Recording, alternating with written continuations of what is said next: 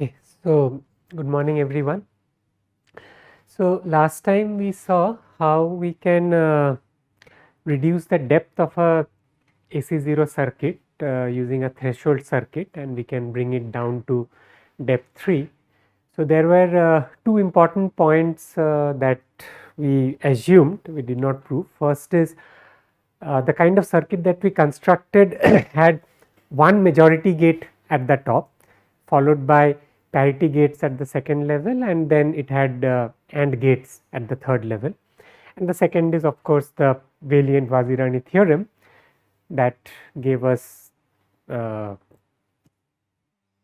fact that if you look at the sequence of sets Si, there will be some I which is of size 1, okay, such that Si has size 1. So we will look at the proof of these two results.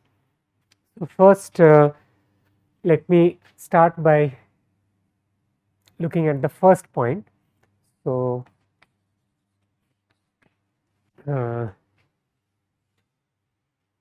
okay, so we will state the following results. So let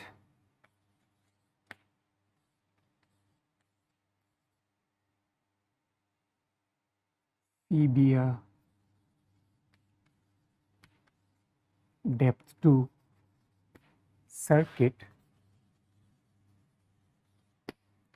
having a majority gate of and in R at the top and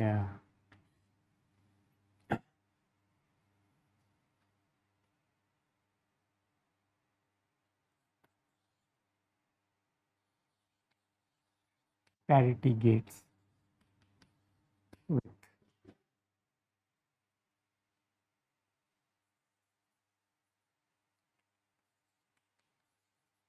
with Shannon 2m in second level.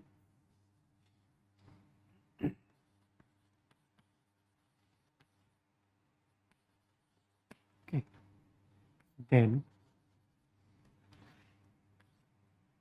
C can be accepted by a depth 2 threshold circuit having 2 Rm plus 1.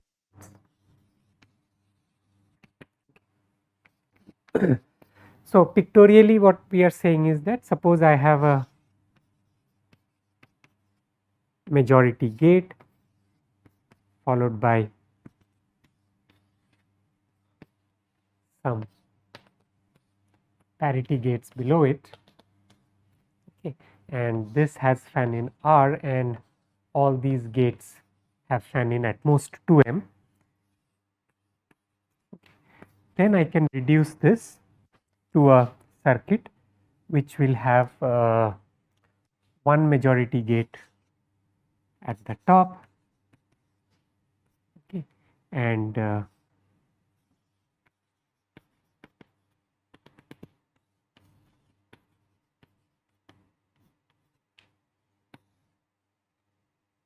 two Rm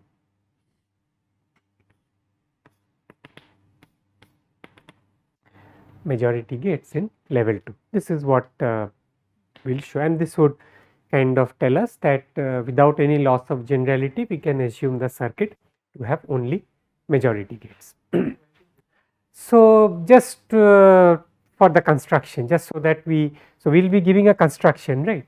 So just so that the construction is easier and it works, we assume it's 2m. So again, so if let's say the fan-in is less than 2m, then we can add dummy gates to make it 2m, right. So we can add some zeros or ones depending on what it is doing. M is any variable. So m and r are variables for us. So basically m and r determine what would be the size of this. Okay. So what is the construction? So we will argue that, okay, suppose I have a parity gate. Okay. So let G be a parity gate which has fan in 2m. So for this parity gate, I will replace this parity gate with 2m majority gates. Okay. So replace with 2m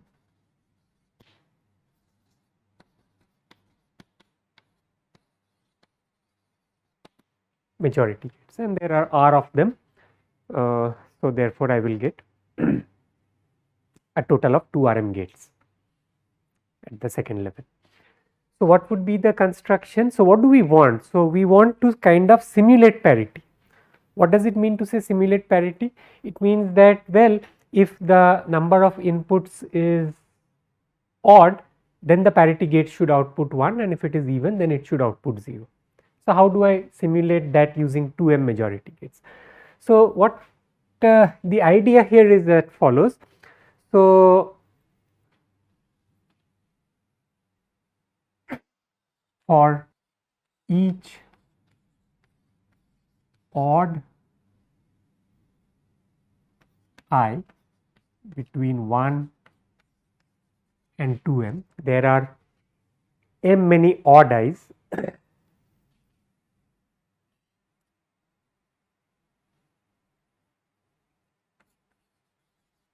add 2 majority gates, let me call them as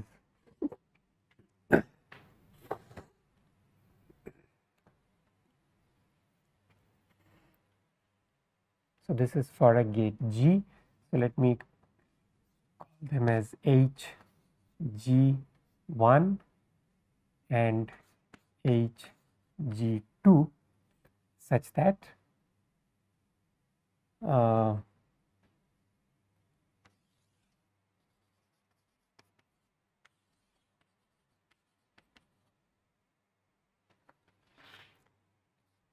H G of 1 would accept its input, okay, if at least I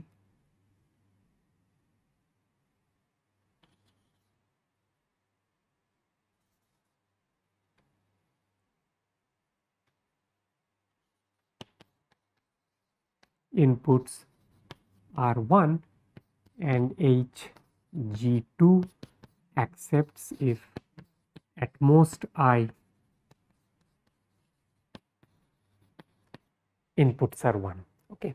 So this is a majority gate that has the same input as this one. Okay. So whatever is the input of this, let's call this some y. So this will also be y. This also has the same y. Okay. Now if at least I of the inputs of y are 1, then this guy accepts, and if at most I of the inputs here are 1, then this guy accepts. Okay. Now what does this mean? And I have 2m such gates. Okay. So for each odd I have 2 gates. So therefore I have a total of 2m gates. So what does this mean? Now if I look at this gate G, so if G accepts, which means that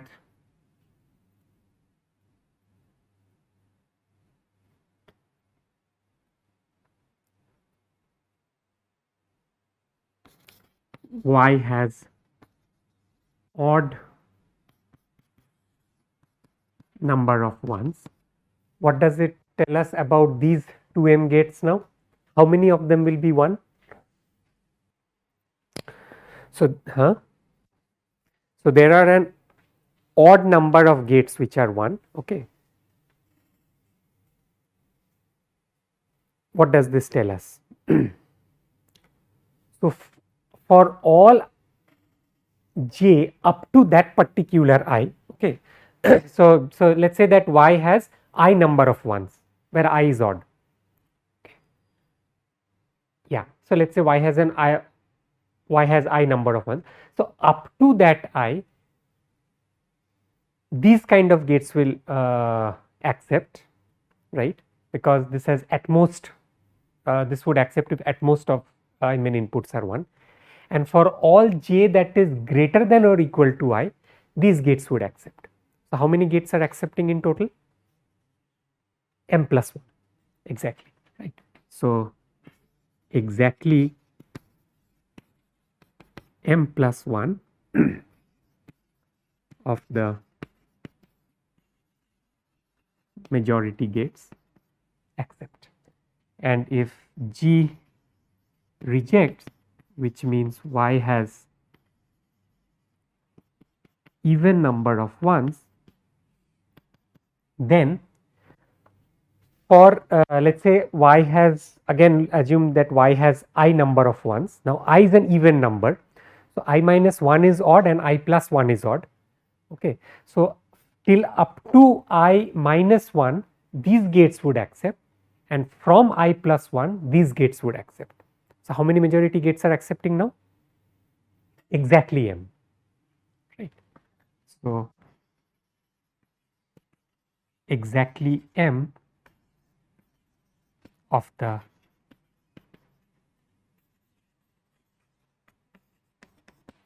majority gates accept. So now we have kind of broken this down into two things. So if G accepts, then exactly M plus 1, and if G rejects, then exactly M of these majority gates accept. Okay. Now we have this. So this is the construction. So now we will have as I said, one majority gate at the top. So now, or I can just finish it here. The top majority gate accepts if and only if at least how many of these second level majority gates should accept. So again, just think about it. So I have a total of 2 RM gates now.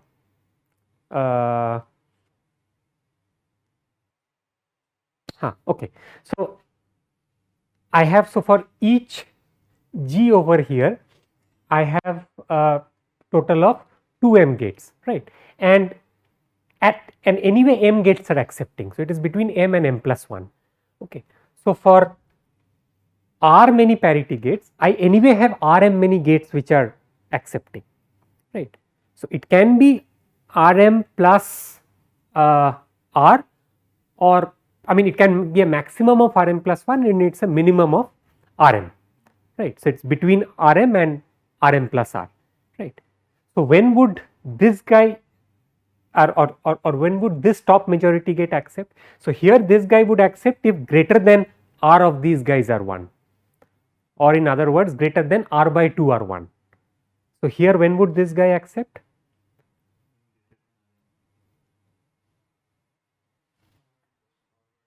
Rm plus R by 2. Okay. So when greater than Rm plus R by 2 of the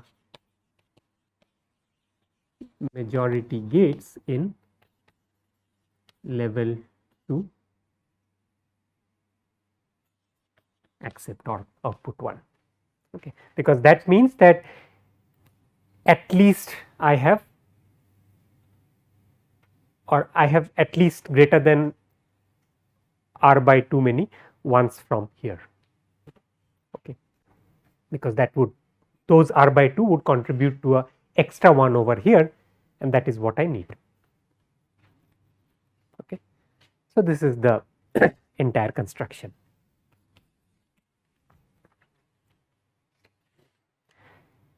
So now this actually completes that entire proof. I mean, assuming ValiantVazirani, this completes the proof. So, I have a depth 3 threshold circuit now. Okay. And of course, below this if you look at the actual construction, so I have majority, I have parity followed by and we know that how AND can be converted to majority. So, therefore, I have a depth 3 threshold circuit which is accepting the same language. Okay. So, now let us come to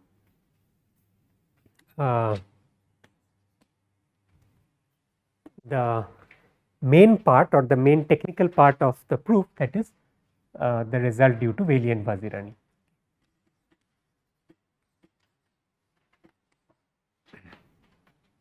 So, let us call this as theorem 2. So, what was the statement? So, let S subset of 0 1 to the power m be non-empty, and W1 up to Wm are chosen at random. So, these are vectors which are chosen randomly, and we define anything else? Yeah, we define the first set to be our initial set, and we construct these sequence of sets. So, how do we construct this sequence? So, basically each time we look at the space that is orthogonal to the current vector, okay, and we keep on reducing the size of S, that is Si is equal to all vectors in S such that V is orthogonal to W1, V is orthogonal to Wi. Okay. Then with probability greater than 1/4, there exists an I such that Si is 1. This is what we used and this is what we are going to prove now. Okay. So, yeah, so this is the completely this is the proof that is completely based on linear algebra. So, before getting into the proof, just a few notations and facts. We can observe a couple of facts. So, first of all, okay, fine. So, let HW be the hyperplane of all vectors that are orthogonal to W. Okay, so we will use this notation. Okay, so this is also called the hyperplane corresponding to W. Okay.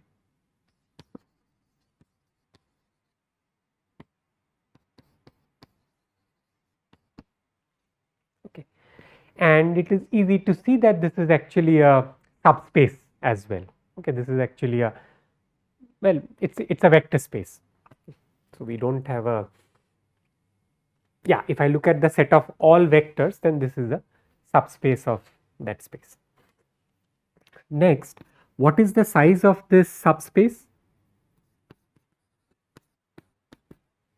How many vectors are there?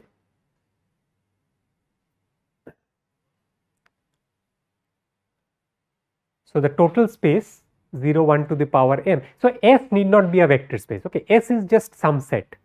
We cannot assume that S is a vector space, but of course 0 1 to the power m is a vector space over F2.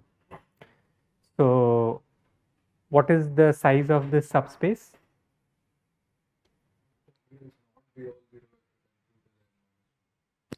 If W is not the all 0 vector exactly, then this would be, yeah. So, let us assume, yeah. So, if W is not the all 0 vector, then this is 2 to the power m minus 1.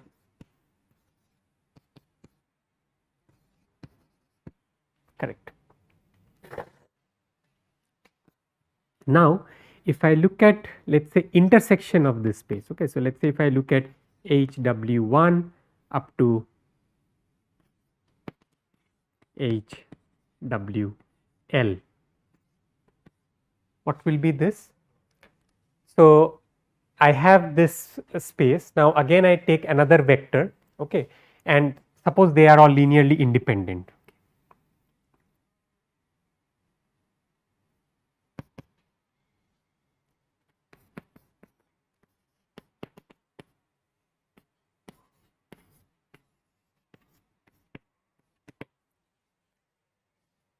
So one can show again using just simple linear algebra that this space, so every time actually I will take a vector which is linearly independent to the previous vectors, the search space gets or this space gets cut in half, okay. So therefore this will be of size 2 to the power m minus l, okay. Next we define span.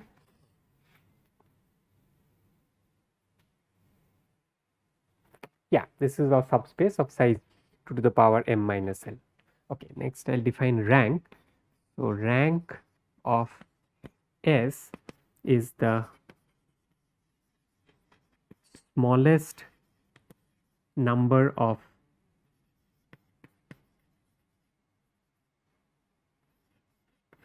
vectors that span S. Okay. So what is the smallest number of vectors inside S that would span the entire set? Okay, so that is called the rank of S. So, and the last point, probably the most important point, is that, so what I want to work with. So now, so well,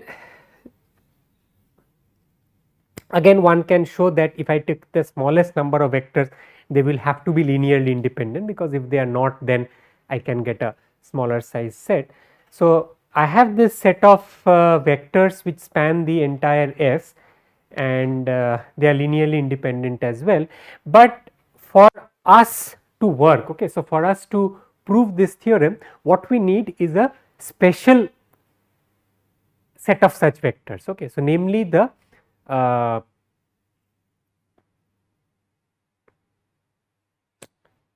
second,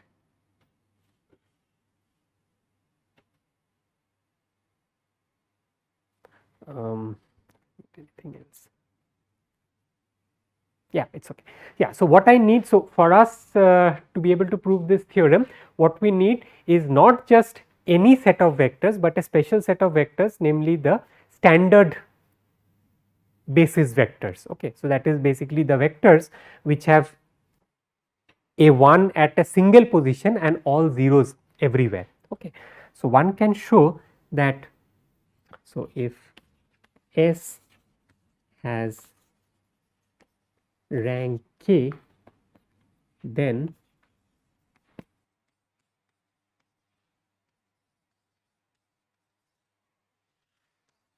by the set W1 up to Wk, then there exists a invertible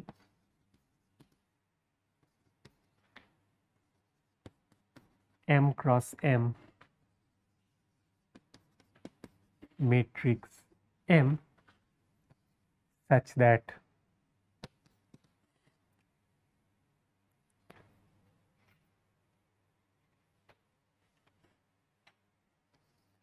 EI equal to MWI, where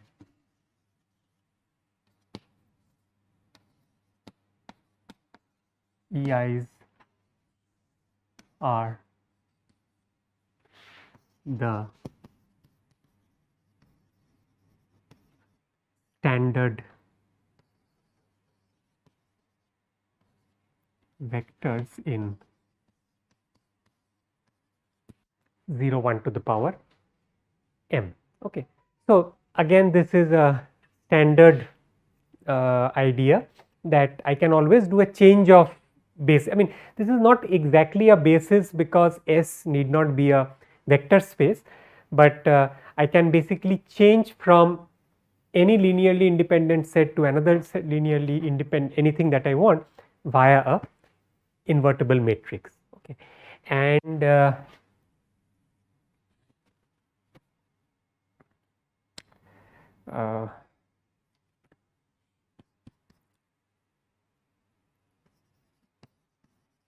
instead of Wi and S, we can now use M, Wi and Ms. Okay. So wherever we are dealing, I mean wherever we have Wi, I can replace that with Mwi, and wherever I have S, I can replace that with M of S. Okay, and everything else that we do for the rest of this proof. Okay, so basically dealing with probabilities, making probability estimate, talking about the size of sets, inclusions, and everything. Everything actually holds for. If it holds for Wi, it will hold for Mwi. If it holds for S, it will hold for M of S. And Mwi is nothing but E of I. So I can, without any loss of generality, work with E of I. Okay. Therefore, without loss of generality, we can assume that E1 up to Ek spans S. Okay, so that is the background that we needed. Okay, yeah. So now coming to the first, I mean, observation.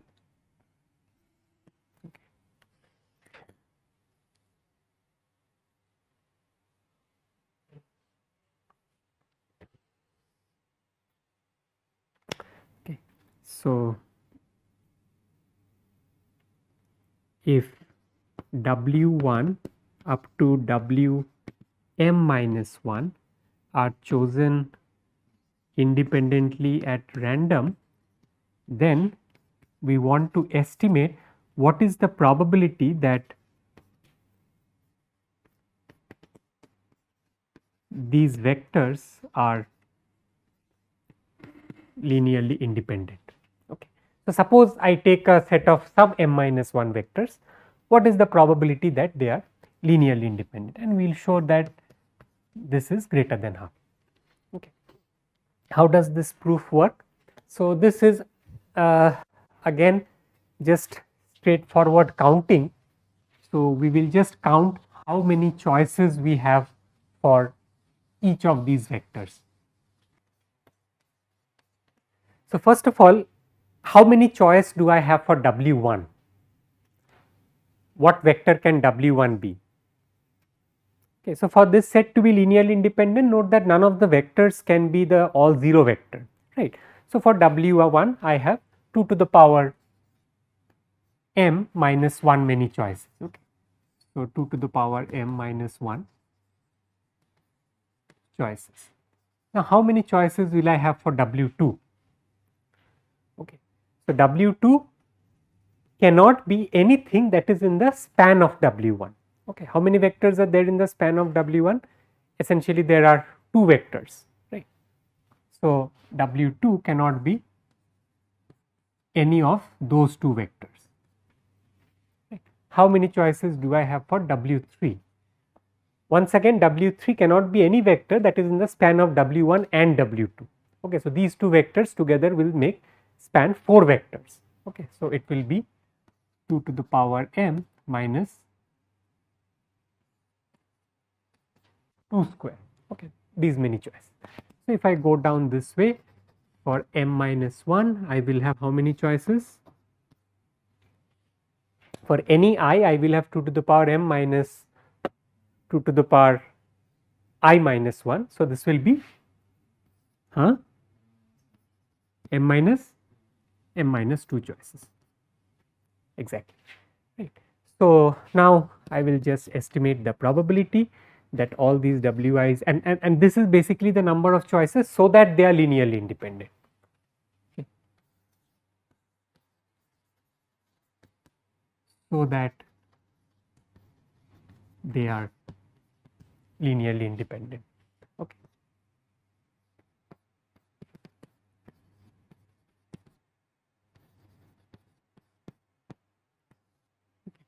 It is exactly equal to the product of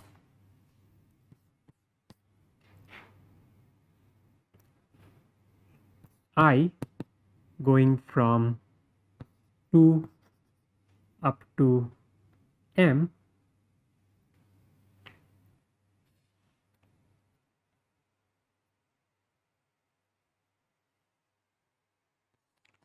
two to the power m minus 2 to the power m minus I divided by 2 to the power m, right. So, this is nothing but product of 1 minus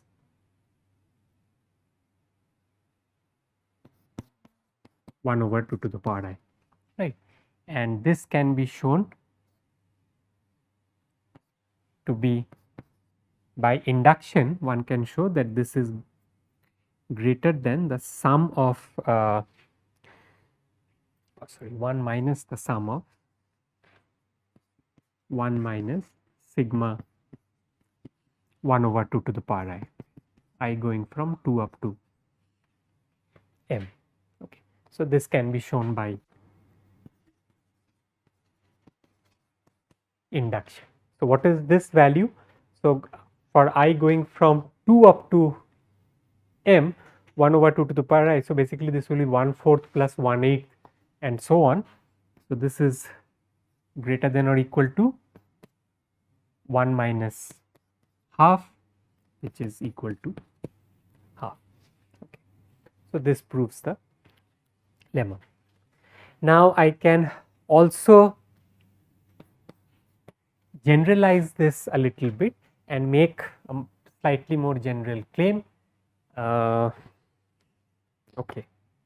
let me call this as claim 4, that if W1 up to Wm are chosen randomly from 0 1 to the power m, then the probability that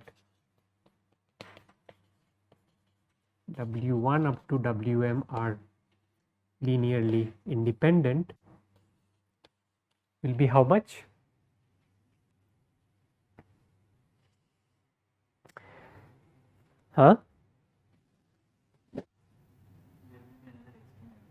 There will be another extra multiplication term. So, the probability that these are linearly independent is the probability that W1 to W minus 1 is linearly independent first of all, which we have already estimated, and Wm does not lie in the span of those vectors. So, what is the probability of that? That is 2 to the power m minus 2 to the power m minus 1 by 2 to the power m, which is 1 minus half, which is half. So, half times half is 1/4. Okay. So, this will be greater than 1/4. So, this is just a corollary of the previous result directly. Okay. So, we will use these two results.